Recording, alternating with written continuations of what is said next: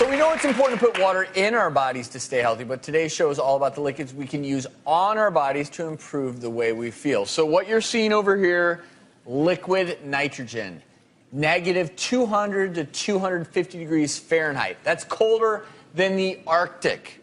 So what does cold air, cold water, what does it do to your body?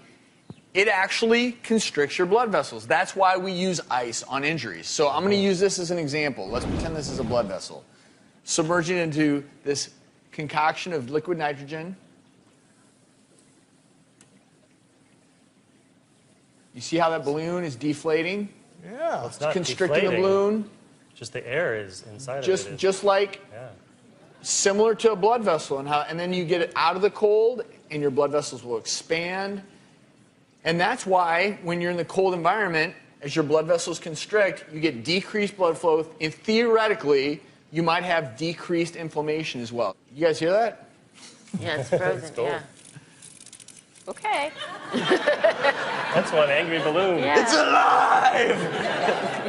but pouring it on stage is one thing. Getting in a man-sized nitrogen chamber is another story, undies and all. So who better to try this out?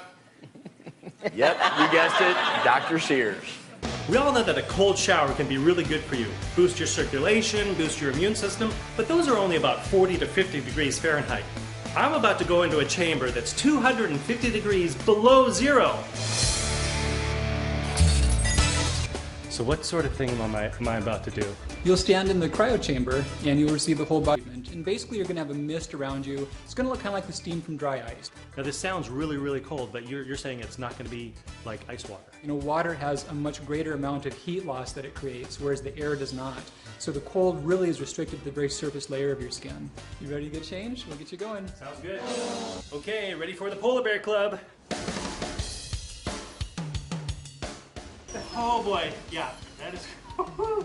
We're going to go for 2.5 minutes. 2.5 minutes? 2.5 minutes. You can What? do it. How long has it been so far? So far it's been 60 seconds. Oh.